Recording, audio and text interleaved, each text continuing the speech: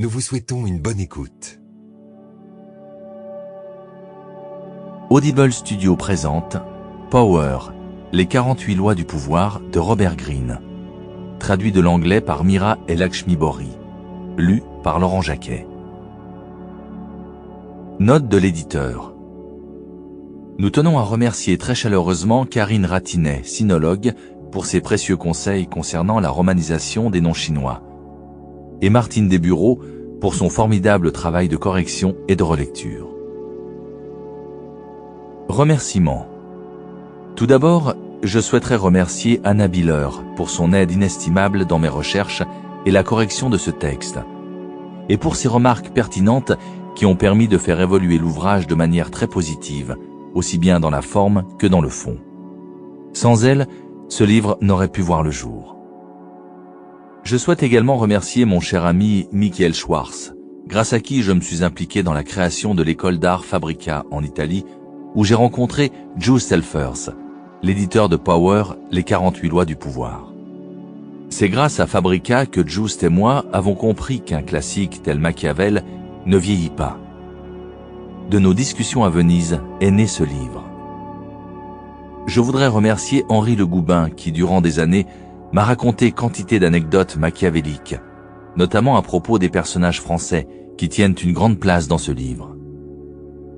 Je tiens également à dire merci à Les et Sumiko Biller, qui m'ont prêté de très nombreux ouvrages sur l'histoire japonaise et qui m'ont notamment aidé à comprendre tous les aspects de la cérémonie du thé au Japon. De même, je remercie mon amie Elisabeth Yang, qui m'a apporté des éclaircissements sur l'histoire chinoise. Un tel ouvrage dépendait largement des sources disponibles, et je remercie du fond du cœur la bibliothèque de recherche de l'Université de Californie à Los Angeles, UCLA.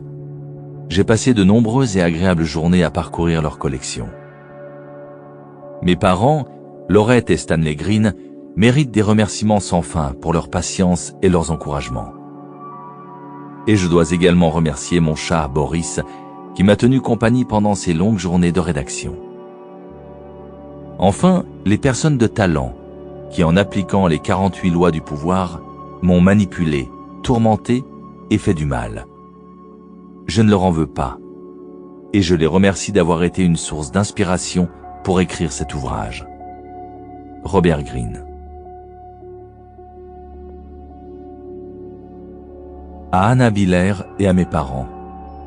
R. G. Préface.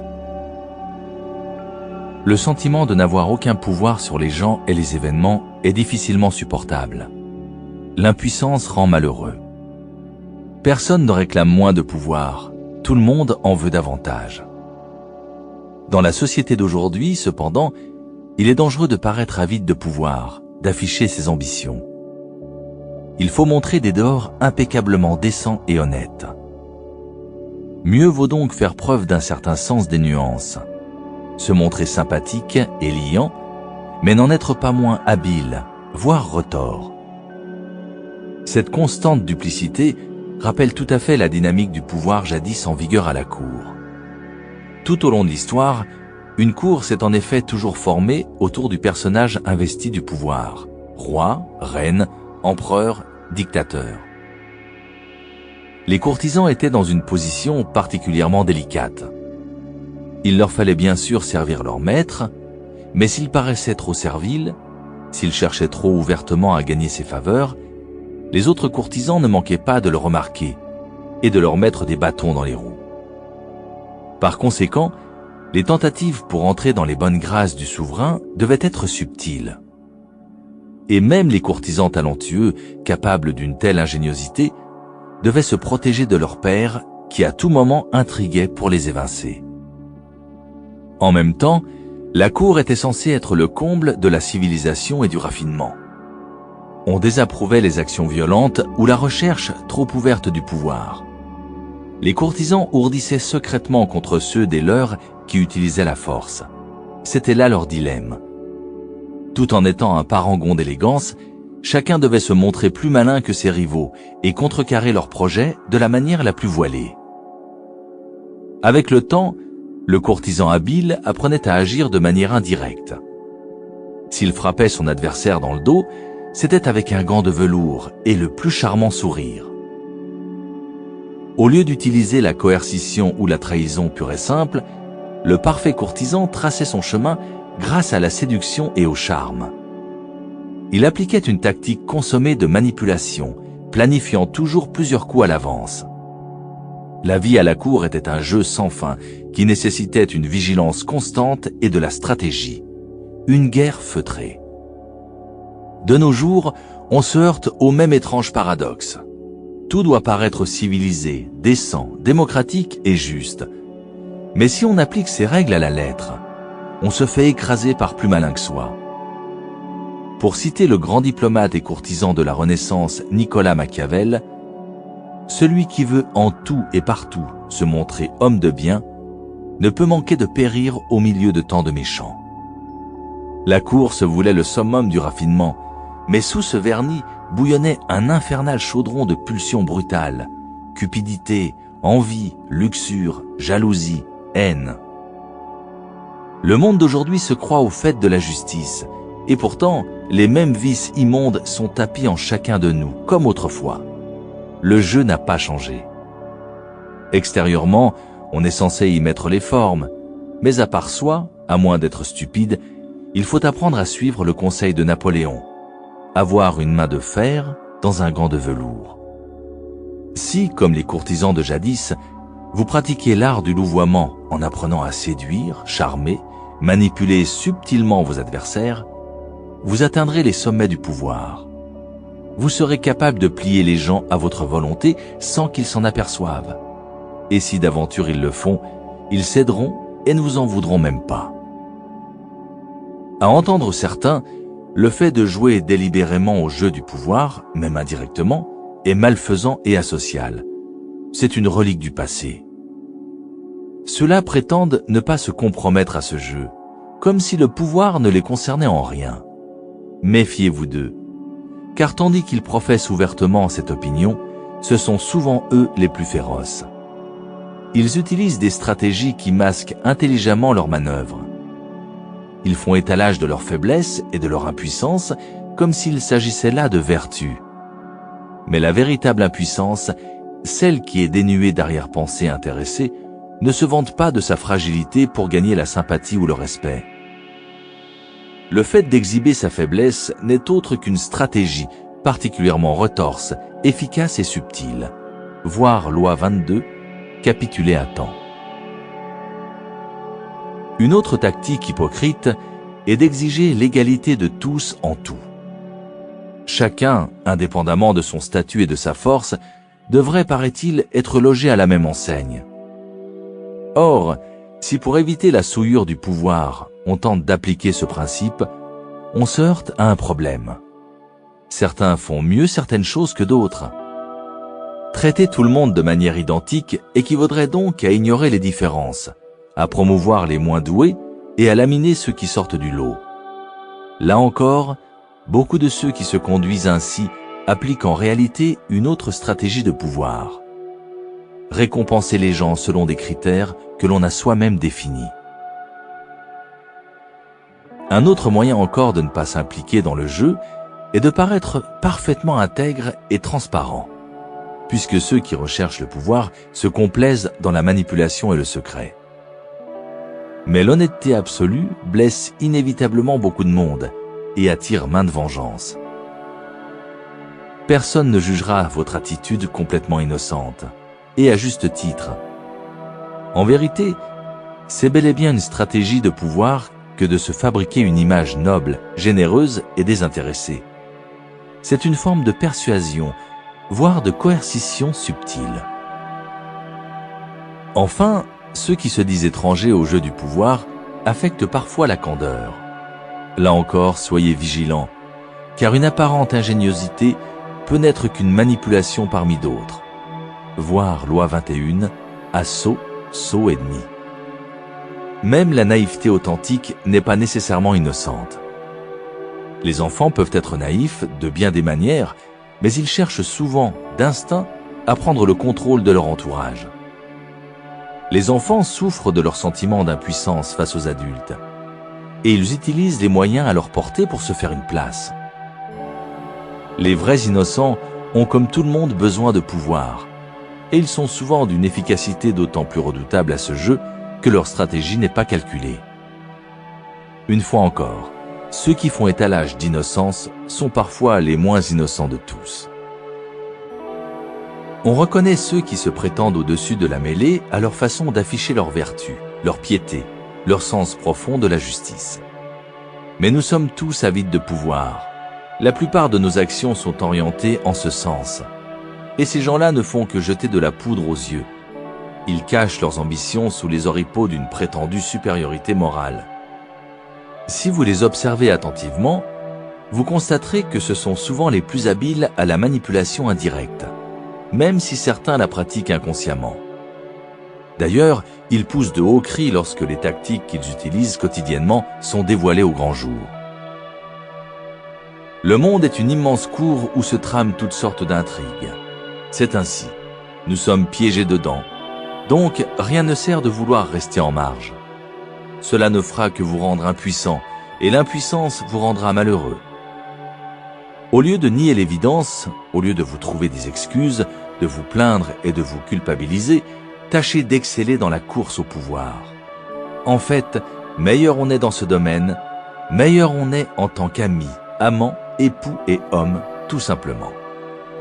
En suivant la voie du parfait courtisan, voire loi 24, soyez un courtisan modèle, vous apprendrez à renvoyer aux autres une plus flatteuse image d'eux-mêmes. Vous deviendrez pour eux une source de plaisir. Ils auront besoin de vous. Ils rechercheront votre présence. Si vous parvenez à maîtriser les 48 lois illustrées dans ce livre, vous leur épargnerez la souffrance qu'inflige un pouvoir mal géré. Car ce mal guette ceux qui jouent avec le feu sans savoir qu'il brûle. La recherche du pouvoir étant inévitable, mieux vaut y être brillant que nul. Pour exceller au jeu du pouvoir, il faut acquérir une certaine vision du monde, changer de perspective. Cela ne vient pas en un jour et demande des efforts. Quelques techniques de base sont indispensables. Une fois maîtrisées, elles facilitent considérablement l'application des lois. La plus importante de ces techniques, elle est en vérité incontournable, est la capacité de maîtriser ses émotions. Une réaction épidermique aux événements de la vie est tout bonnement rédhibitoire. C'est une erreur qui fait payer très cher le soulagement éphémère d'avoir pu exprimer ses sentiments. Les émotions obscurcissent la raison. Elles empêchent de juger la situation clairement, donc d'y remédier et de la maîtriser. La colère est la plus destructrice des réactions affectives, car c'est celle qui brouille le plus le jugement. Elle induit une réaction en chaîne qui vous fait perdre pied et affermit la détermination de votre ennemi. Pour détruire un adversaire qui vous a blessé, faites plutôt en sorte qu'il ne soit pas sur ses gardes. Feignez la camaraderie au lieu de vous irriter. L'amour et l'affection sincères sont eux aussi potentiellement destructeurs, en ce qu'ils vous aveuglent sur les intérêts personnels de ceux que vous soupçonnez le moins de se battre pour le pouvoir. La colère ou l'amour ne se répriment pas, ne se renient pas, mais il faut s'appliquer à ne pas en être le jouet, être attentif à la manière dont on les exprime, et surtout, bâtir projets et stratégies sans en tenir le moindre compte. Toujours dans le domaine affectif, il faut apprendre à se distancier de l'instant présent et à envisager objectivement le passé et l'avenir. Tel Janus, le dieu romain à deux visages, gardien de toutes les portes, regardez dans les deux directions à la fois pour mieux appréhender le danger d'où qu'il vienne. C'est ainsi que vous devrez vous façonner, une face tournée vers l'avenir et l'autre vers le passé. En ce qui concerne l'avenir, ne baissez jamais votre garde. Rien ne doit vous prendre au dépourvu. Imaginez constamment les problèmes avant qu'ils ne surgissent. Au lieu de passer votre temps à rêver à l'heureux dénouement de votre projet, envisagez tous les changements possibles, toutes les catastrophes susceptibles de survenir. Plus loin vous regarderez, mieux vous saurez prévoir les futures étapes de votre plan avec une longueur d'avance, plus vous deviendrez puissant. Quant à l'autre face de Janus, si elle est tournée vers le passé, Ce n'est ni pour rouvrir d'anciennes plaies, ni pour ruminer de vieilles rancœurs. Cela ne ferait qu'émousser votre pouvoir. Il est en effet essentiel d'apprendre à oblitérer les mauvais souvenirs qui vous rongent et qui troublent votre jugement. Le véritable objectif de ce regard en arrière est de tirer des leçons. Étudier le passé pour apprendre de ceux qui vous ont précédés. Cet ouvrage cite de nombreux exemples historiques qui vous aideront beaucoup dans cette démarche. Ensuite, à la lumière de l'histoire, vous évaluerez vos actions et celles de vos amis. C'est là la meilleure école, parce qu'elle se fonde sur l'expérience personnelle. Commencez par examiner les erreurs que vous avez commises, surtout celles qui vous ont le plus profondément affecté. Passez-les au crible des 48 lois du pouvoir, tirez-en la conclusion et prenez la résolution suivante. Je ne referai plus jamais telle erreur. Je ne retomberai plus jamais dans tel piège. Si vous êtes capable de mener à bien cette auto-évaluation, vous apprendrez à sortir de vos propres ornières, ce qui est un talent inestimable. Le pouvoir exige de jouer sur les apparences. À cette fin, vous devrez apprendre à revêtir différents masques, à avoir plus d'un tour dans votre sac. Ne croyez pas que vous vous abaissez en pratiquant la manipulation et en jouant la comédie.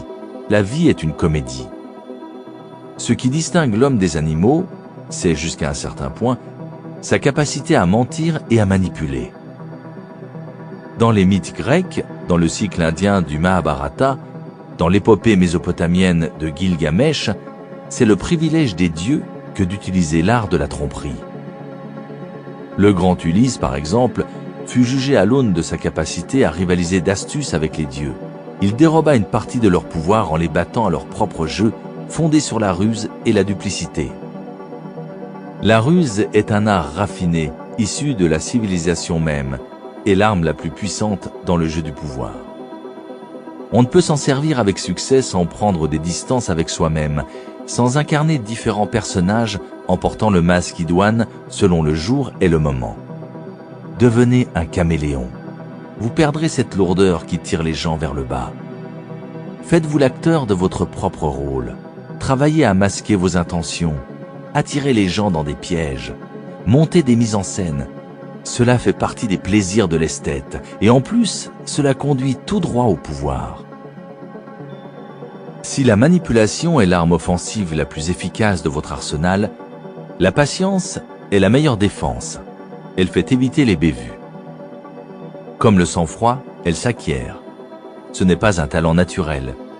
Mais rien de ce qui touche au pouvoir n'est naturel. Le pouvoir est d'essence plus divine que quoi que ce soit d'autre au monde. La patience est la vertu des dieux, car ils ont l'éternité devant eux. Elle permet de faire des merveilles.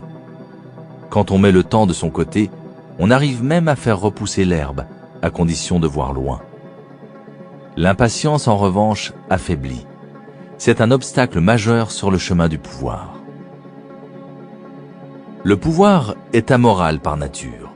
Pour l'acquérir, il faut évaluer les circonstances pour elles-mêmes et non d'un point de vue éthique. La quête du pouvoir est un jeu. On ne le répétera jamais assez. Et au jeu, on ne juge pas l'adversaire à ses intentions, mais à la portée de ses actes. On évalue sa stratégie et son pouvoir à leurs preuves visibles et tangibles. Combien de fois les meilleures intentions du monde ne sont-elles mises en avant que pour masquer une turpitude? A contrario, à quoi bon agir par philanthropie et désir de rendre service si cela conduit à la catastrophe?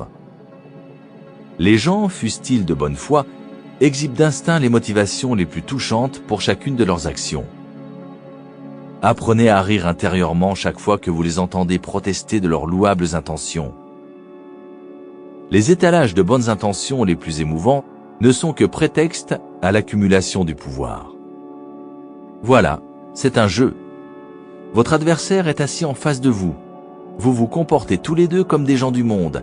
Vous respectez les règles. Vous ne prenez jamais la mouche. Vous appliquez une stratégie et observez les coups de votre adversaire avec tout le calme et le détachement dont vous êtes capable. En fin de compte, vous apprécierez sa politesse et serez indifférent à ses motivations les plus retorses. Entraînez-vous à suivre d'un œil d'aigle les résultats de ses mouvements, Restez attentif aux éventuels changements sur l'échiquier et ne vous laissez pas distraire par quoi que ce soit d'autre. La moitié de la maîtrise du pouvoir provient de ce qu'on ne fait pas, de ce qu'on ne se permet pas. Pour cela, vous devez apprendre à évaluer toute chose d'après ce qu'elle vous coûte. Comme l'a écrit Nietzsche, la valeur d'une chose réside parfois non dans ce qu'on gagne en l'obtenant, mais dans ce qu'on gagne pour l'acquérir, dans ce qu'elle nous coûte. Peut-être atteindrez-vous votre but, et un but louable, mais à quel prix? Appliquez partout cette norme, notamment pour décider si vous allez collaborer avec quelqu'un ou lui rendre service. En définitive, la vie est courte. Certaines occasions ne se présentent pas tous les jours et vous avez un capital limité d'énergie à dépenser. Votre temps, notamment, n'est pas extensible. Ne gaspillez jamais un temps précieux. Ne vous tourmentez pas pour le compte des autres, ce serait trop cher le payer. L'arène du pouvoir est la société. Pour le conquérir et le garder, il vous faudra développer votre capacité à comprendre les autres. Comme l'a écrit le grand penseur et courtisan du XVIIe siècle, Balthazar Gracian, il y a bien de la différence entre entendre les choses et connaître les personnes, et c'est une fine philosophie que de discerner les esprits et les humeurs des hommes.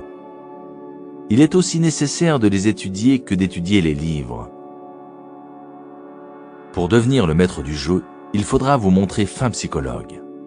Vous devrez discerner les motivations de vos partenaires à travers le nuage de fumée derrière lequel ils camouflent leurs actions. L'intelligence de leurs motivations cachées sera votre carte maîtresse au jeu du pouvoir. Elle vous ouvrira des possibilités illimitées de manipulation, de séduction et de tromperie. L'homme est d'une complexité infinie, et l'on peut passer sa vie à l'observer sans jamais le comprendre tout à fait. Alors ne perdez pas de temps. Gardez un principe en tête. Ne pas faire de différence entre ceux qu'on a à l'œil et ceux auxquels on se fie. Ne faites jamais aveuglément confiance à quiconque et restez vigilant avec tout le monde, même avec ceux auxquels vous lie amour ou amitié. Enfin, suivez votre bonhomme de chemin vers le pouvoir par des voies détournées. Comme la boule de billard qui rebondit plusieurs fois avant de percuter son objectif, vos mouvements devront être prévus et exécutés de la manière la moins évidente possible. Si vous êtes rompu à tirer toujours dans les coins, vous ferez des prodiges à la cour. Tout en passant pour un parangon de bonne éducation, vous mettrez tout le monde dans votre poche et votre mouchoir par-dessus. Les 48 lois du pouvoir se présentent comme une sorte de manuel de l'art de biaiser, fondé sur les écrits de personnages qui ont étudié le jeu du pouvoir jusqu'à en devenir les maîtres. Leurs ouvrages couvrent une période de plus de 3000 ans, de l'Antiquité chinoise au XXe siècle, en passant par la Renaissance italienne. Vous y relèverez des tendances générales et des thèmes communs. Tous s'attachent à cerner l'essence du pouvoir, que nul n'a encore défini de façon exhaustive. Les 48 lois du pouvoir ont recueilli la quintessence de cette sagesse millénaire, extraite des travaux des plus illustres stratèges. Sun Tzu, Clausewitz, homme d'État, Bismarck, Talleyrand, courtisan, Castiglione, Gracian, séducteur, Ninon de l'Enclos, Casanova, et escroc, Yellow Kid Veil, de l'histoire. Ces lois ont un principe simple. Certains comportements renforcent presque toujours le pouvoir, respect de la loi, tandis que d'autres l'affaiblissent ou le réduisent à néant, violation de la loi. Ces principes sont illustrés par des exemples historiques. Les lois ont une valeur immuable et absolue. Les 48 lois du pouvoir autorisent différentes lectures. Si vous lisez le livre In Extenso, en commençant par le début, vous y découvrirez un panorama général du pouvoir. Certaines lois ne vous sembleront pas concerner directement votre situation personnelle, pourtant, vous finirez probablement par trouver que toutes sont applicables, et de fait, liées entre elles. Une telle vue générale vous donnera les moyens de mieux évaluer vos actions passées et de mieux maîtriser vos affaires en cours.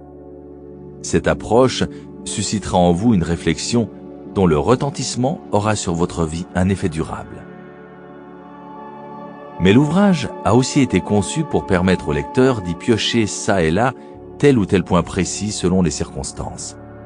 Vous connaissez une négociation difficile avec votre patron, par exemple, et vous ne comprenez pas pourquoi vos efforts ne vous valent pas plus de gratitude, donc une promotion. Plusieurs lois concernent les relations avec un supérieur. Dans ce cas, il est à peu près certain que vous en enfreignez une. En parcourant dans le sommaire la présentation de chaque loi, vous pourrez identifier celle qui vous concerne. Enfin, ce livre peut être parcouru pour le plaisir, comme une agréable promenade à travers les petites manies et les grands exploits de nos prédécesseurs. Un avertissement, cependant, à ceux qui pourraient choisir cette approche. On n'attrape pas un serpent par la queue juste pour voir. Le pouvoir est un miroir aux alouettes doté de propriétés hypnotiques. C'est un labyrinthe dans lequel on se perd avec une complaisance qui tourne bientôt à l'ivresse. En d'autres termes, plus on le prend au sérieux, plus cela devient amusant. N'approchez pas en dilettante un sujet aussi grave. Les dieux du pouvoir regardent d'un mauvais œil la frivolité. Ils ne comblent que leurs étudiants zélés et châtient ceux qui croient pouvoir se contenter de passer impunément un moment agréable. Celui qui veut en tout et partout se montrer homme de bien ne peut manquer de périr au milieu de tant de méchants. Il faut donc qu'un prince qui veut se maintenir apprenne à ne pas être toujours bon et à en user bien ou mal selon la nécessité. Nicolas Machiavel, 1469-1527, Le Prince, traduit par Jean-Vincent Périès. Les cours sont sans contredit le séjour naturel de la politesse et du savoir-vivre. Si cela n'était, elle serait le théâtre du meurtre et de la désolation. Ceux qui maintenant se sourient et s'embrassent s'insulteraient et se poignarderaient si la bienséance et les formes ne s'interposaient entre eux. Lord Chesterfield, 1694-1773. Lettre à son fils, Philip Stanhope. Que les agneaux aient l'horreur des grands oiseaux de proie, voilà qui n'étonnera personne. Mais ce n'est point une raison d'en vouloir aux grands oiseaux de proie, de ce qu'ils ravissent les petits agneaux. Et si les agneaux se disent entre eux, ces oiseaux de proie sont méchants, et celui qui est un oiseau de proie, aussi peu que possible, voire même tout le contraire, un agneau, celui-là ne serait-il pas bon? Il n'y aura rien à objecter à cette façon d'ériger un idéal, si ce n'est que les oiseaux de proie lui répondront par un coup d'œil quelque peu moqueur et se diront peut-être « Nous ne leur en voulons pas du tout à ces bons agneaux, nous les aimons même. Rien n'est plus savoureux que la chair tendre d'un agneau. » Friedrich Nietzsche, 1844-1900. Généalogie de la morale, traduit par Henri Albert. Les seuls moyens d'arriver à quelque chose avec les gens sont la force et le mensonge. L'amour aussi, dit-on. Mais cela équivaudrait à attendre le soleil, alors que dans la vie, on a besoin de chaque instant. Johann von Goethe, 1749-1832. La flèche tirée par l'archer peut ou non tuer une personne. Mais les stratagèmes d'un homme avisé peuvent détruire jusqu'aux enfants dans le sein de leur mère. Kautilya, philosophe indien, IIIe siècle avant Jésus-Christ.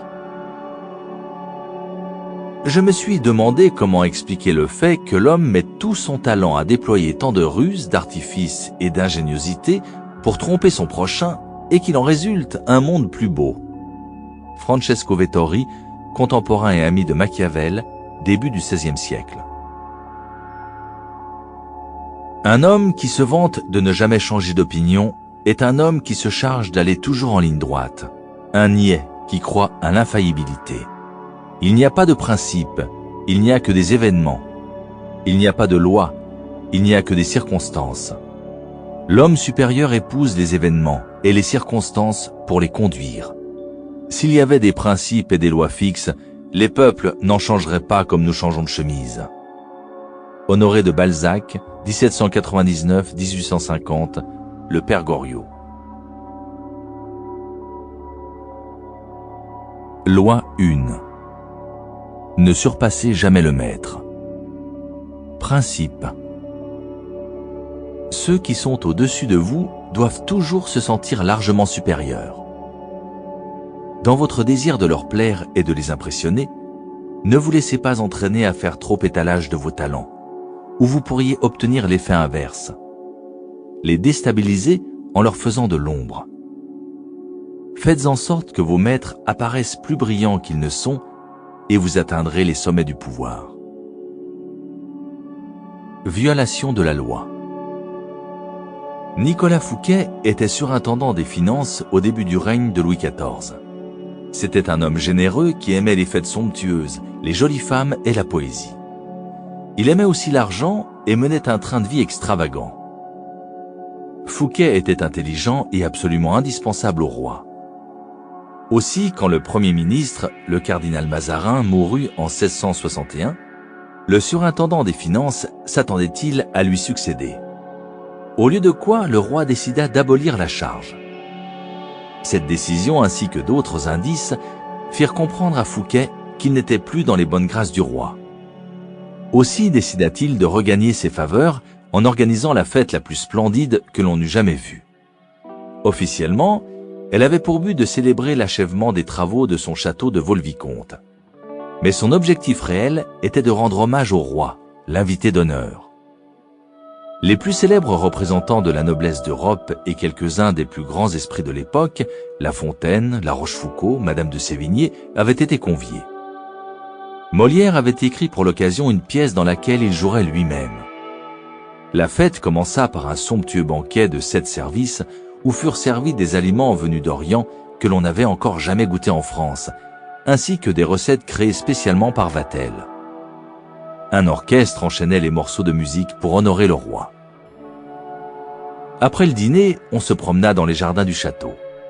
Les magnifiques allées et fontaines de Vaux-le-Vicomte avaient été conçues par le nôtre, comme plus tard le serait celle de Versailles. Fouquet accompagna lui-même le jeune roi à travers les parterres et les bosquets superbement géométriques. En arrivant au canot, ils assistèrent à un feu d'artifice suivi par la pièce de Molière. La fête se prolongea fort tard dans la nuit et tous s'accordèrent à dire que c'était l'événement le plus incroyable qu'ils eussent jamais vu. Quelques jours après, Fouquet fut arrêté par le chef des mousquetaires du roi, D'Artagnan. 3 mois plus tard, il était accusé d'avoir détourné l'argent de l'État. En fait, la plus grande partie de cet argent avait été versée avec l'accord du roi et en son nom. Fouquet fut condamné à la confiscation de tous ses biens et au bannissement hors du royaume, puis sa peine fut commuée en emprisonnement à vie. Il mourut à Pignerol, une lointaine place forte des Alpes. Interprétation. Louis XIV, le roi Soleil, était un homme fier et arrogant, qui exigeait d'être constamment au centre de l'attention. Il ne pouvait souffrir d'être surpassé en somptuosité par quiconque, et encore moins par son surintendant des finances. Pour succéder à Fouquet, Louis XIV choisit Jean-Baptiste Colbert, un homme d'une avarice notoire, connu pour donner les réceptions les plus sinistres de Paris. Colbert s'assura que tout l'argent du trésor passait entre les mains du roi. Ainsi financé, Louis XIV se fit construire un palais encore plus magnifique que celui de Fouquet, le grandiose château de Versailles, sur les plans des mêmes architectes, décorateurs et jardiniers que lui, et il y organisa des fêtes encore plus extravagantes que celles qui avaient coûté à Fouquet sa liberté.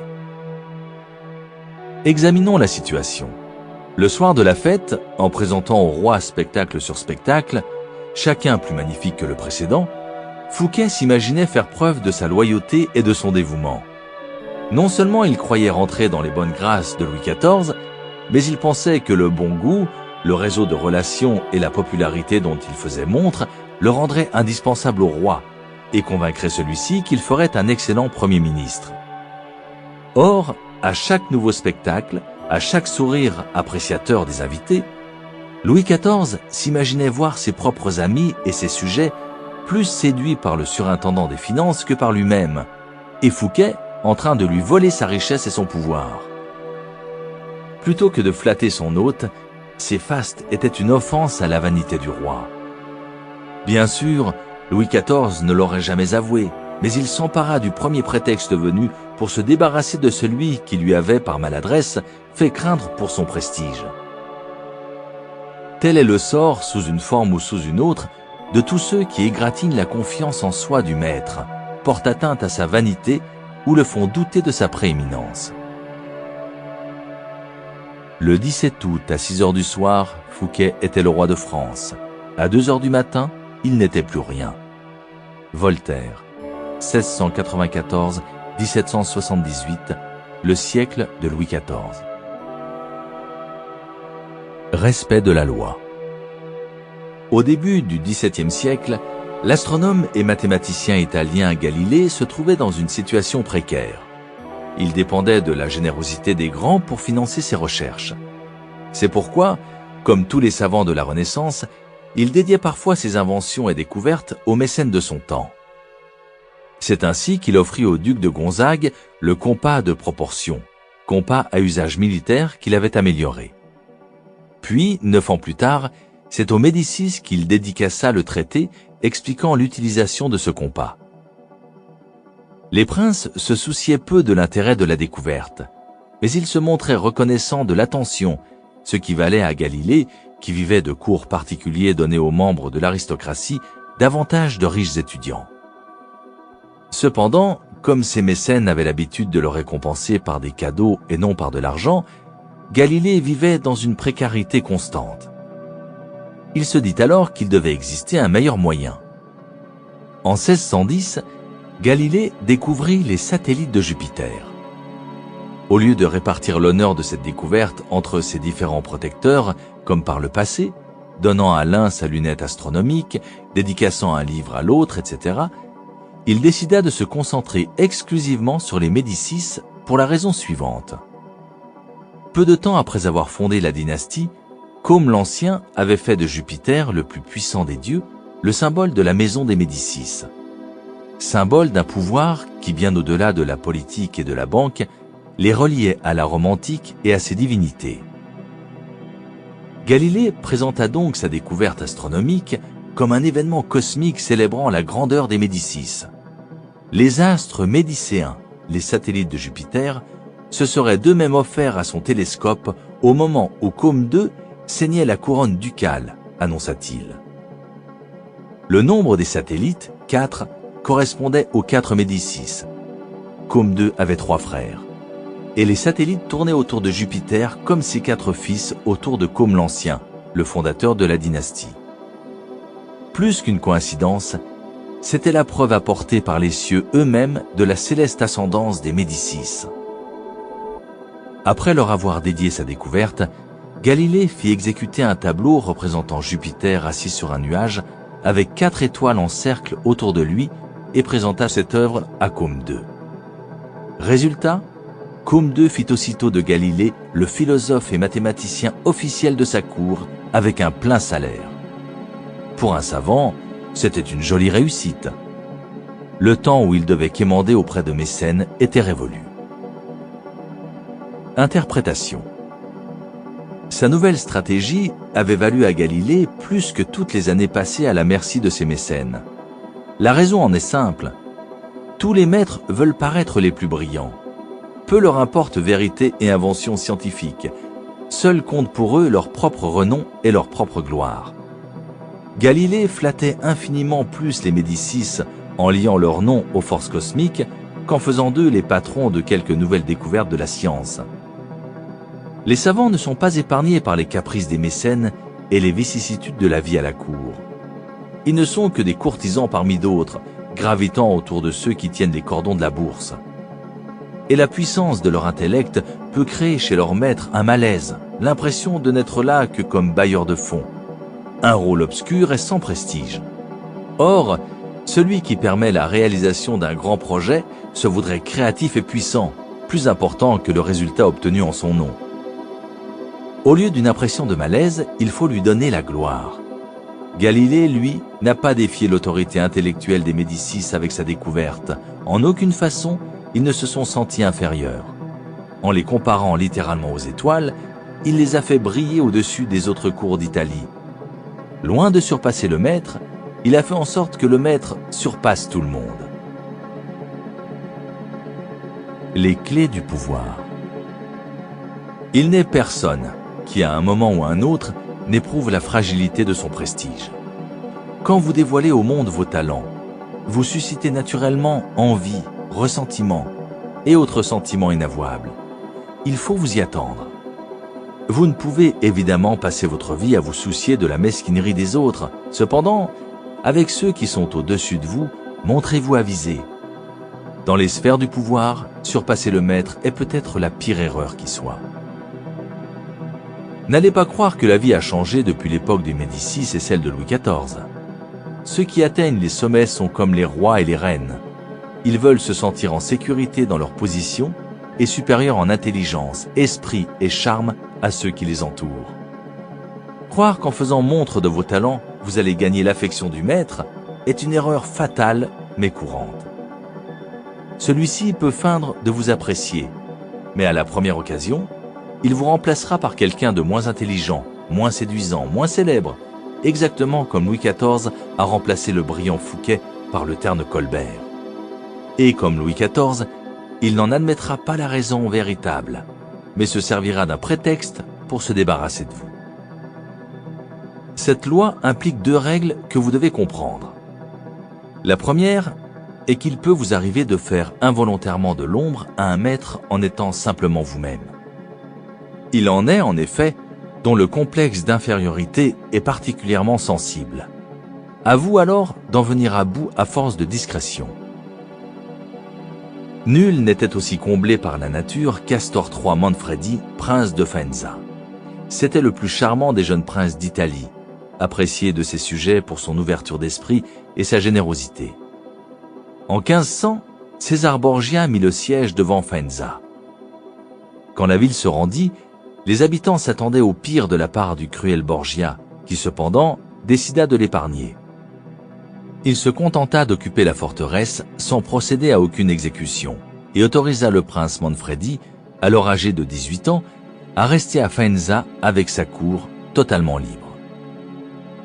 Quelques semaines plus tard, pourtant, Manfredi était arrêté et enfermé dans une prison romaine. Et 1 an après, son corps fut repêché dans le Tibre, une pierre au cou.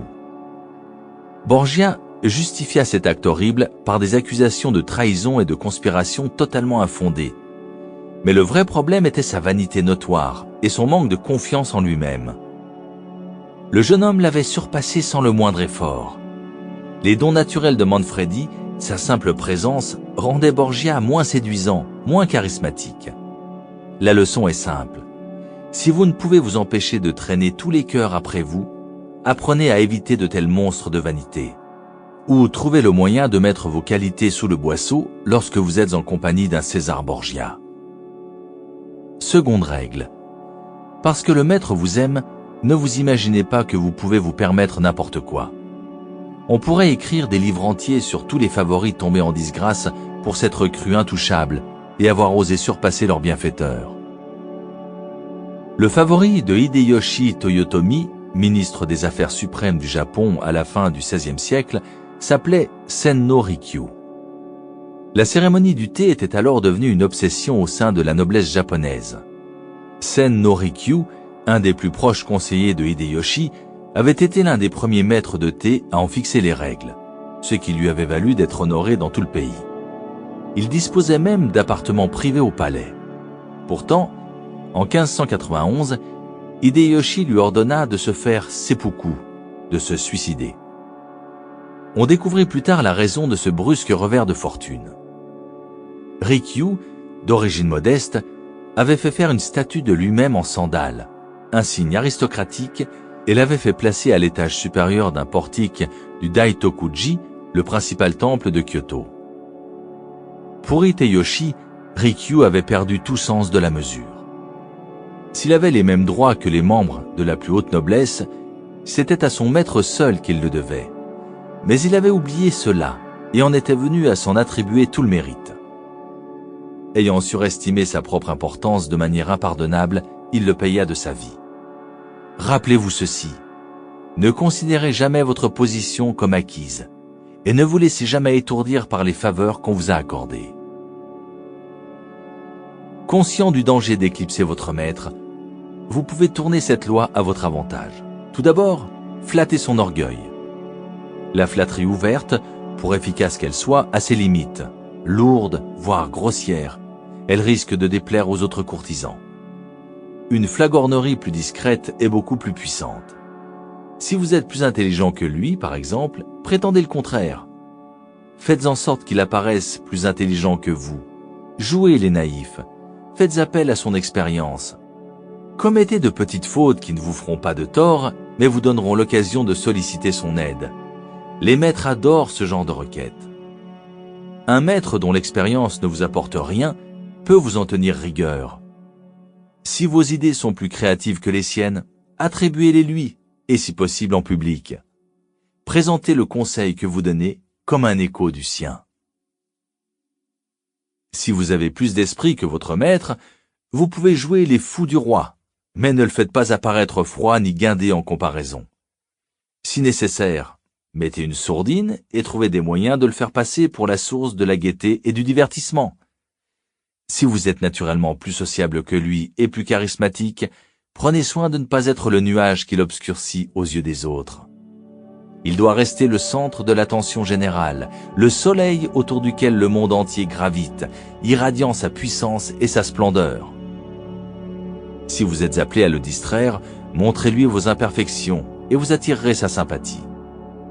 Toute tentative pour l'impressionner par votre grâce et votre générosité peut en revanche se révéler fatale. Pensez à l'exemple de Fouquet, ou payez-en le prix. Dans toutes ces situations, ce n'est pas faire preuve de faiblesse que de déguiser vos forces si cela vous conduit au pouvoir.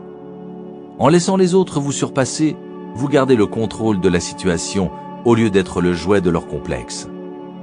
Tout cela tournera à votre avantage le jour où vous déciderez de vous élever de votre état d'infériorité.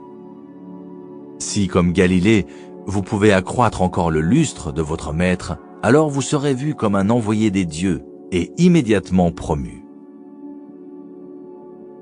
Image. Les étoiles dans le ciel. Il ne peut y avoir qu'un soleil à la fois. N'obscurcissez jamais sa lumière. Ne rivalisez pas avec son éclat.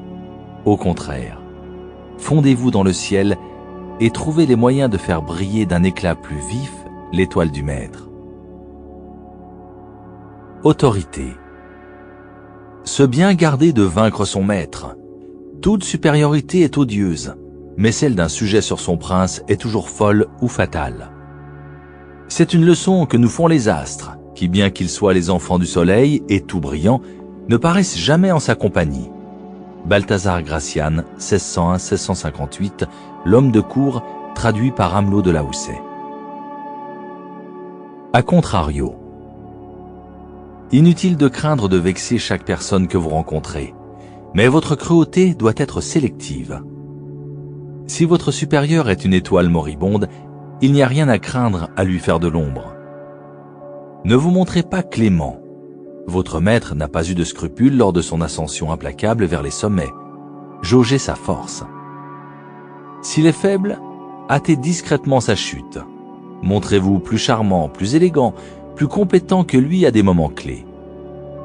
S'il est chancelant et prêt à tomber, laissez faire. Ne prenez pas le risque d'achever un supérieur affaibli, cela pourrait apparaître cruel ou malveillant. En revanche, si votre maître est en position de force et que vous vous savez plus compétent que lui, attendez votre heure. Il est dans l'ordre des choses que son pouvoir s'amenuise et s'éteigne. Votre maître chutera un jour, et si vous jouez bien, vous lui survivrez et le surpasserez. Loi 2. Ne vous fiez pas à vos amis, utilisez vos ennemis. Principe. Gardez-vous de vos amis. Beaucoup vous trahiront par envie. D'autres se montreront gâtés, tyranniques. Un ancien ennemi que vous engagez sera plus loyal qu'un ami, parce qu'il devra faire ses preuves. En fait, vous avez plus à craindre de vos amis que de vos ennemis. Si vous n'avez pas d'ennemis, trouvez le moyen de vous en faire. Violation de la loi. Au milieu du IXe siècle, un jeune homme monta sur le trône de l'Empire byzantin sous le nom de Michel III. Sa mère, l'impératrice Théodora, était enfermée dans un couvent, et l'amant de celle-ci, Théoctistos, Michel l'avait fait assassiner. La conspiration réunie pour déposer Théodora et couronner Michel comptait un oncle de Michel, Bardas, un homme intelligent et ambitieux. Michel, alors jeune et inexpérimenté, était entouré d'intrigants, de criminels et de débauchés. En cette période troublée, il avait besoin d'un conseiller de confiance. Il choisit son favori, Basile. Celui-ci n'avait l'expérience ni des affaires politiques, ni du gouvernement. C'était le chef des écuries impériales. Mais il lui avait prouvé plus d'une fois sa gratitude et son affection. Ils s'étaient rencontrés des années plus tôt, un jour où Michel faisait le tour des écuries. Un étalon encore indompté s'était détaché, et Basile, alors obscur jeune palefrenier venu de Macédoine, avait sauvé la vie du prince. Impressionné par sa force et son courage, Michel l'avait immédiatement nommé grand écuyer, comblé de cadeaux et de faveurs, et ils étaient devenus inséparables. Basile fut envoyé dans la meilleure école de Byzance qui fit du valet d'écurie qu'il avait été un courtisan cultivé et raffiné. Michel, une fois sur le trône, avait besoin d'une personne loyale. En qui pouvait-il avoir plus confiance pour le poste de grand chambellan et premier conseiller qu'en un jeune homme qui lui devait tant? Basile pouvait être formé à cette fonction, et Michel l'aimait comme un frère. Faisant fi des avis de ceux qui lui recommandaient son oncle maternel Bardas, beaucoup plus compétent, Michel choisit son favori. Basile apprit vite et conseilla bientôt l'empereur sur toutes les affaires de l'État. Le seul problème était l'argent. Basile n'en avait jamais assez. Au contact de la splendide cour byzantine, il devenait de plus en plus cupide et avide des avantages du pouvoir. Michel doubla, puis tripla son salaire, l'ennoblit, le maria à l'une de ses propres maîtresses, Eudoxia Ingérina. Un ami aussi sincère, un conseiller aussi sûr n'avait pas de prix. Mais les ennuis allaient commencer. Bardas était alors à la tête de l'armée. Basile convainquit Michel que l'homme était dangereusement ambitieux. Bardas, lui rappela-t-il, avait conspiré pour faire monter son neveu sur le trône, croyant avoir ensuite sur lui une influence décisive. Il pouvait conspirer à nouveau, cette fois pour s'en débarrasser et prendre lui-même le pouvoir. Basile instilla ainsi chez l'empereur le poison du doute et obtint d'assassiner Bardas. À la faveur de grands jeux équestres, Basile se rapprocha de son rival dans la mêlée et le frappa à mort. Peu après, sous couvert de garder le contrôle du royaume et de réprimer les éventuelles rébellions, Basile demanda à remplacer Bardas à la tête de l'armée. Cela lui fut accordé. Le pouvoir et les richesses de Basile allèrent croissant. Et quelques années plus tard, Michel, qui connaissait des difficultés financières à cause de son train de vie extravagant, lui demanda le remboursement de ses dettes. À sa grande stupéfaction, Basile refusa. Et devant son impudence, Michel ouvrit soudain les yeux. L'ancien valet d'écurie avait plus d'argent, plus d'alliés dans l'armée et le gouvernement, et de fait, plus de pouvoir que l'empereur lui-même.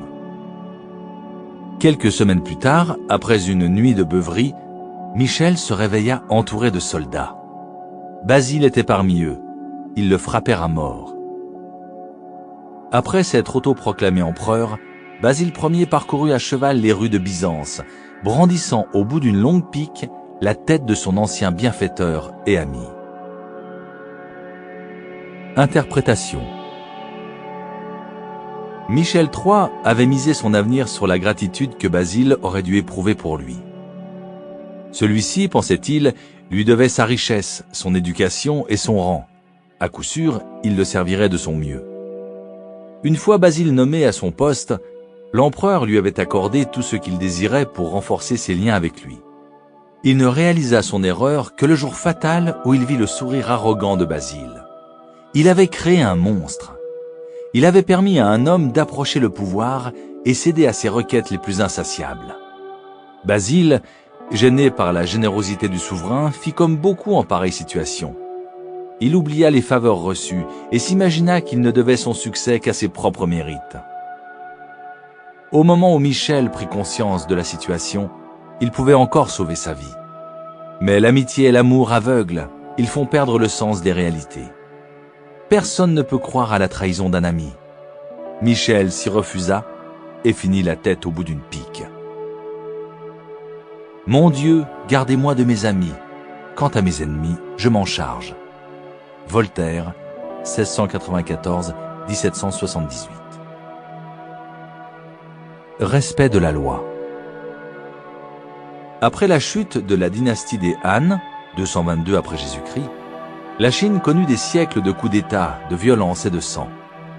Dès qu'un empereur faiblissait, les militaires complotaient pour le tuer et mettaient à sa place sur le trône du dragon leur plus puissant général. Celui-ci s'autoproclamait empereur, inaugurant une nouvelle dynastie, puis pour assurer sa survie faisait exécuter les autres généraux. Quelques années plus tard, le même scénario se reproduisait. De nouveaux généraux assassinaient l'empereur et ses fils. Le monarque était un homme seul, entouré d'ennemis. De tout l'Empire, il était l'homme le plus dénué de pouvoir et dont la situation était la plus précaire. En 959, le général Zhao Qianyin devint le premier empereur Song du Nord. Il savait qu'il n'avait probablement pas plus d'1 an ou 2 à vivre avant d'être éliminé. Comment rompre ce cercle vicieux? Peu après être monté sur le trône, Zhao Qianyin ordonna un banquet pour célébrer l'avènement de la nouvelle dynastie. Il y invita les principaux chefs de l'armée, les fit généreusement boire, puis renvoya tous les gardes. Les généraux crurent alors leur dernière heure arrivée. Au lieu de quoi, Zhao Qianyin s'adressa à eux.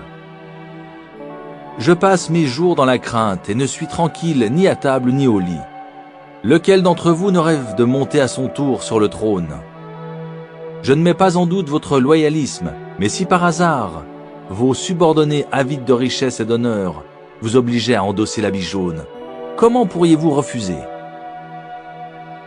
Ivres et craignant pour leur vie, les généraux protestèrent de leur innocence et de leur loyauté.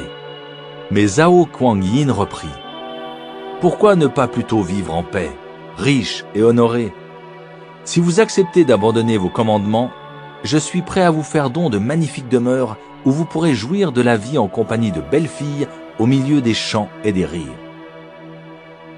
Les généraux stupéfaits réalisèrent que l'empereur leur offrait de troquer une existence d'anxiété et de combat contre une vie d'opulence et de sécurité.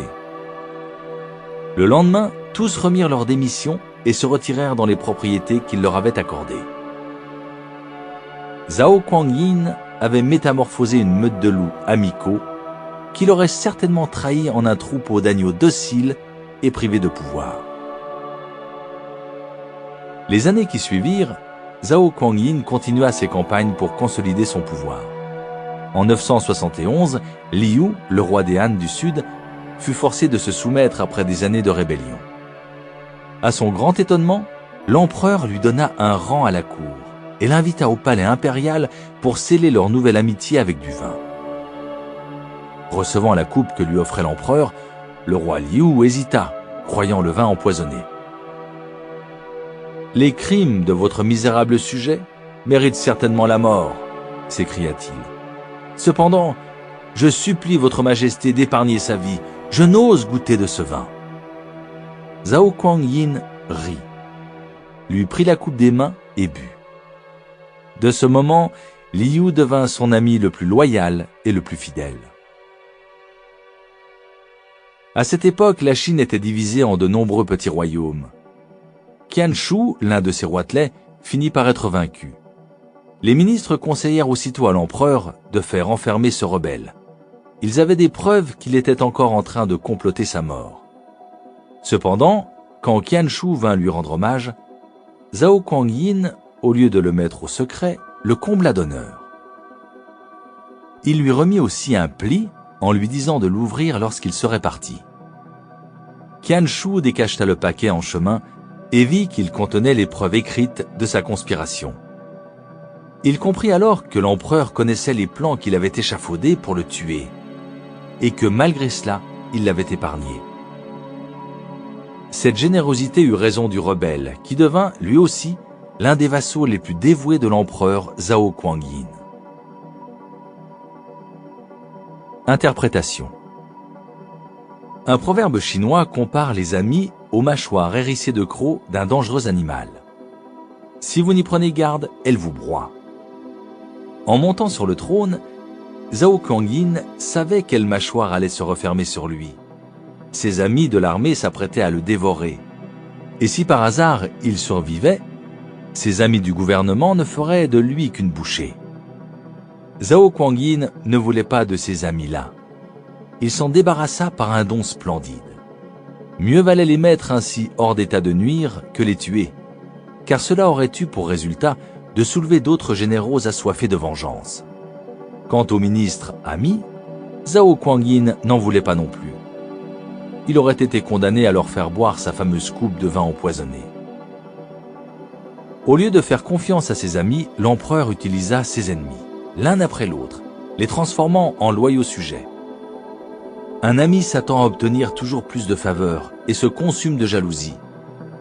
Les anciens ennemis de Zhao Kuan-yin, eux, n'attendaient rien, et tout leur fut donné. Un homme à qui l'on épargne brusquement la guillotine est si éperdument reconnaissant qu'il ira jusqu'au bout du monde pour celui qui lui a pardonné.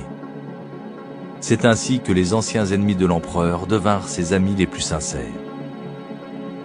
Après quoi, une fois rompue la chaîne immuable de violence et de guerre civile, la dynastie Song dirigea paisiblement la Chine pendant plus de 300 ans.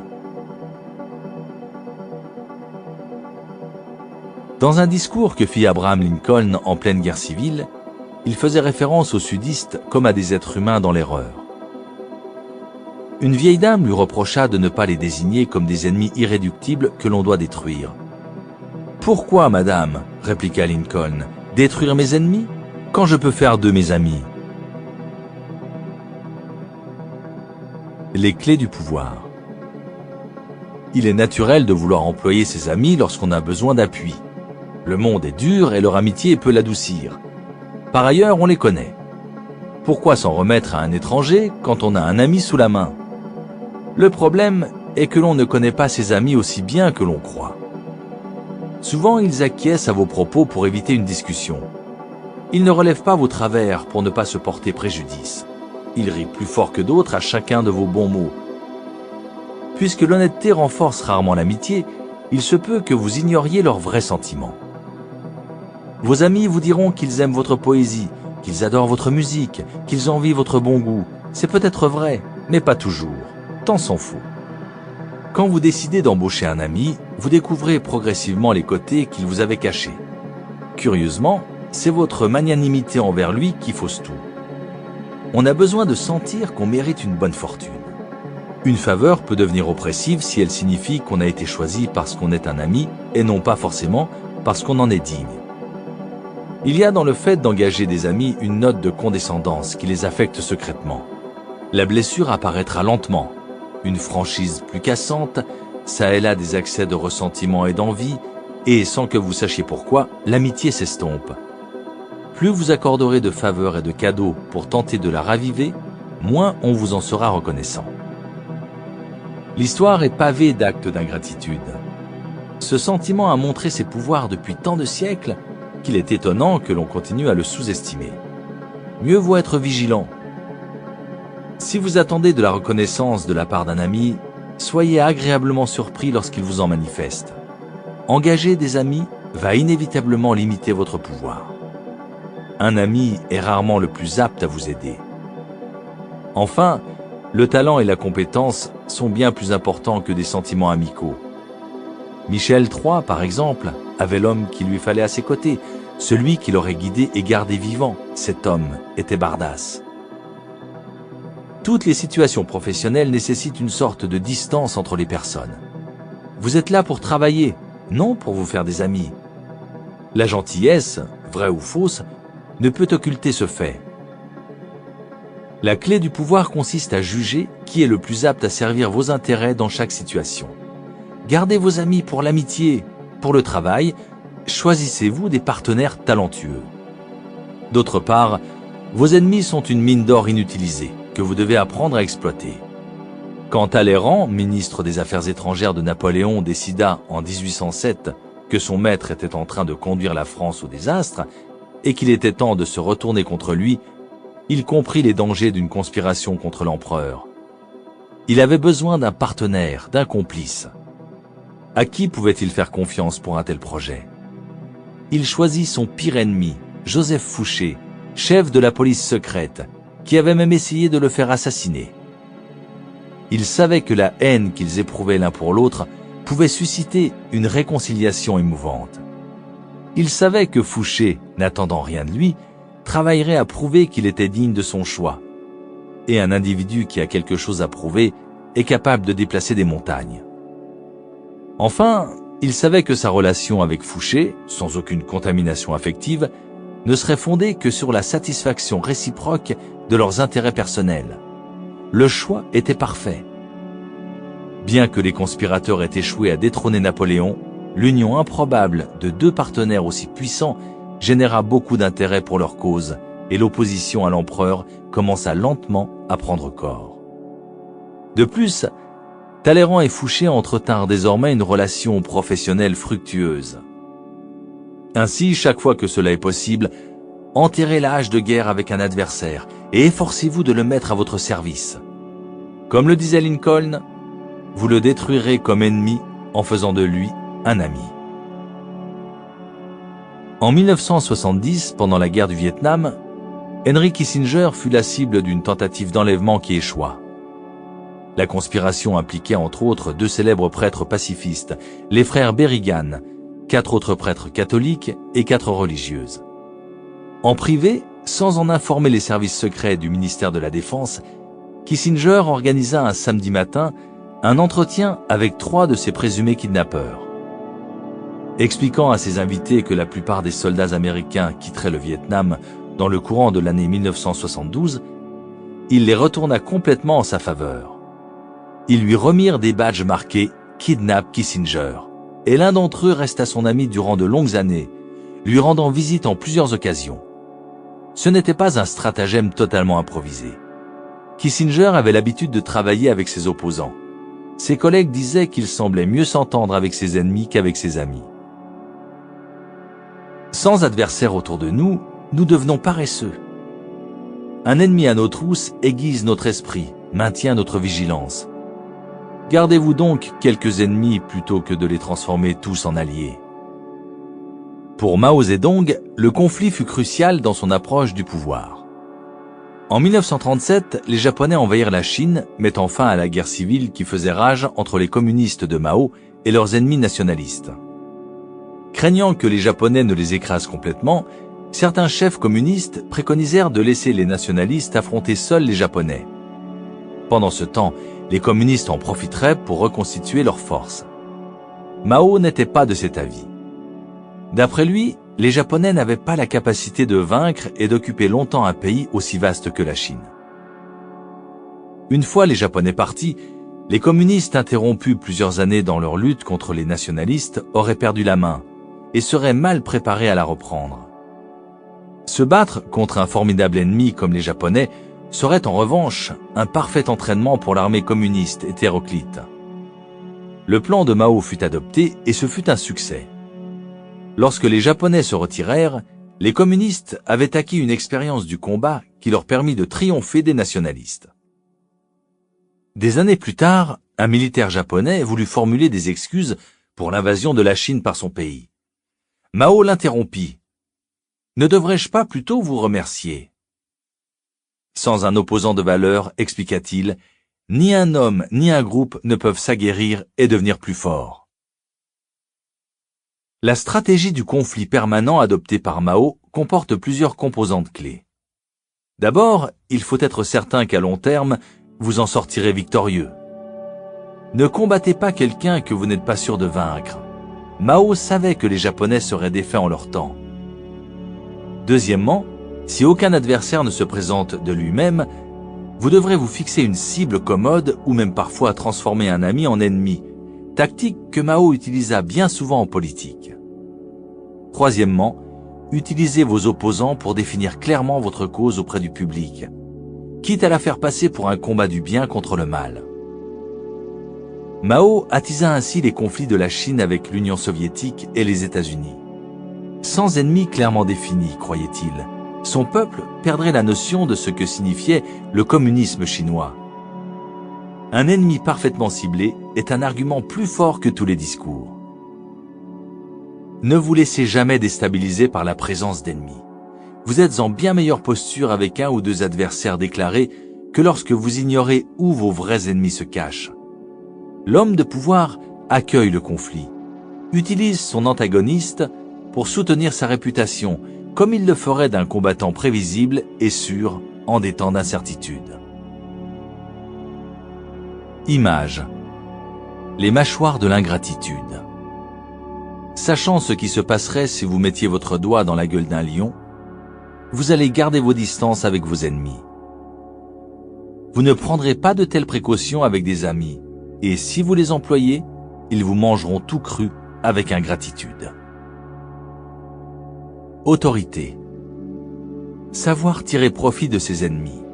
Toutes les choses se doivent prendre, non par le tranchant, ce qui blesserait, mais par la poignée, qui est le moyen de se défendre, à plus forte raison l'envie. Le sage tire plus de profit de ses ennemis que le fou n'en tire de ses amis. Balthazar Gracian, 1601-1658, L'homme de cour, traduit par Amelot de la Houssaye. A contrario. En général, mieux vaut ne pas mélanger travail et amitié, mais il arrive qu'un ami puisse vous être plus utile qu'un ennemi. Un homme de pouvoir, par exemple, a souvent des basses œuvres à effectuer, dont, pour sauver les apparences, il est préférable que d'autres que lui se chargent. Les amis font souvent cela au mieux, parce que leur affection les rend désireux de saisir cette opportunité. Si pour quelque raison vos projets achoppent, vous pouvez ainsi utiliser un ami comme bouc émissaire. Les souverains avaient souvent recours à ce subterfuge. Ils laissaient leurs favoris porter la responsabilité d'une faute, car personne ne s'attendait à ce qu'ils sacrifient délibérément un ami. Bien sûr, une fois cette carte jouée, l'ami est perdu pour toujours. C'est pourquoi, pour ce rôle du bouc émissaire, une simple relation est préférable à un véritable ami. Enfin, le fait de travailler avec des amis brouille les limites et les distances que le travail nécessite. Toutefois, si les deux parties comprennent le danger que cela implique, un ami peut être employé efficacement. Mais ne baissez jamais votre garde, soyez à l'affût de réactions épidermiques comme l'envie et l'ingratitude. Rien n'est stable au royaume du pouvoir, et l'ami le plus proche peut se transformer en ennemi mortel. Les amis font plus de mal que les ennemis, parce qu'on ne s'en méfie point. Démonax, philosophe grec, environ 70-170 après Jésus-Christ. Toutes les fois que je donne une place vacante, je fais un ingrat et 100 mécontents. Louis XIV, 1638-1715. Je tiens donc qu'on peut aimer un homme plus qu'un autre, à proportion qu'il aura plus de mérite. Mais qu'il est périlleux de prendre une telle confiance en quelqu'un sous cette apparence d'amitié, que par la découverte de nos secrets, nous nous exposions à un long repentir. Baldassare Castiglione, 1478-1529, le parfait courtisan et la dame de cour. Le serpent, le villageois et le héron. Un serpent, poursuivi par des chasseurs, supplia un villageois de lui sauver la vie. Pour le cacher, le villageois s'accroupit et laissa le serpent entrer dans son ventre. Mais quand le danger fut passé et que le villageois demanda au serpent de sortir, ce dernier refusa. Il était en sécurité à l'intérieur. En rentrant chez lui, le villageois vit un héron et lui murmura son histoire. Le héron lui dit alors de s'accroupir et de forcer pour faire sortir le serpent. Quand le serpent sortit furtivement la tête, le héron l'attrapa, le tira et le tua. Le villageois était inquiet parce qu'il pensait que le poison du serpent pouvait être resté en lui. Le héron lui dit que le remède contre le venin de serpent consistait à faire cuire et à manger 6 oiseaux blancs. « Tuer un oiseau blanc, dit le villageois. Tu feras un bon début. » Il attrapa le héron et le mit dans un sac qu'il rapporta à la maison. À son arrivée, il raconta à sa femme ce qui s'était passé. « Je suis surprise par ton attitude, » lui dit-elle. « L'oiseau t'a rendu un service, il t'a débarrassé du mal qui était en ton ventre, il t'a sauvé la vie en fait, et tu l'attrapes, et tu parles de le tuer ?» Elle relâcha immédiatement le héron qui s'envola. Mais en passant, il lui creva les yeux. Morale, quand tu vois de l'eau couler à contre-courant, cela signifie que quelqu'un rend un bienfait. Conte africain. C'est pourquoi plusieurs personnes ont pensé qu'un prince sage doit, s'il le peut, entretenir avec adresse quelque inimitié, pour qu'en la surmontant, il accroisse sa propre grandeur. Les princes, et particulièrement les princes nouveaux, ont éprouvé que les hommes, qui au moment de l'établissement de leur puissance leur avaient paru suspects, leur étaient plus fidèles et plus utiles que ceux qui d'abord s'étaient montrés dévoués. Pandolfo Petrucci, prince de Sienne, employait de préférence dans son gouvernement ceux que d'abord il avait suspectés. Nicolas Machiavel, 1469-1527, Le Prince, traduit par Jean-Vincent Périès. Un brahmane, grand expert des Védas et archer hors pair, offre ses services à son bon ami qui est maintenant le roi. Le brahmane s'écrie en le voyant « Me reconnais-tu? Je suis ton ami !» Et le roi de lui répondre avec dédain « Oui, nous étions amis autrefois, mais notre amitié était fondée sur le pouvoir que nous avions l'un et l'autre. Tu étais mon ami, brave brahmane, parce que tu servais ma cause. Aucun pauvre n'est ami avec le riche. Aucun fou avec le sage, aucun lâche avec le courageux. Un vieil ami, qui en a besoin? Deux hommes de richesse et de naissance égales peuvent se lier d'amitié et contracter mariage dans la famille l'un de l'autre. Mais non un homme riche et un pauvre, un vieil ami, qui en a besoin? Le Mahabharata, environ au IIIe siècle avant Jésus-Christ. Ramassez une abeille par gentillesse et vous apprendrez les limites de la gentillesse. Proverbe soufi. Car le bienfait conserve son mérite tant que l'on croit pouvoir s'acquitter. Quand la reconnaissance n'a pas de prix assez haut, on le paye par la haine. Tacite, environ 55-120 après Jésus-Christ. Annales 4-18, traduit par J.L. Burnouf. Sur l'utilité que l'on peut retirer de ses amis. Quelqu'un qui n'aimait pas Hiéron lui reprocha un jour qu'il avait la bouche mauvaise. Ce prince, de retour chez lui, se plaignit à sa femme de ce qu'elle ne l'en avait pas averti. Comme elle était aussi simple que chaste, elle répondit « Je croyais que tous les hommes sentaient de même. » C'est ainsi qu'on apprend par un ennemi, bien plutôt que par des amis, ces défauts naturels qui frappent tout le monde. Plutarque.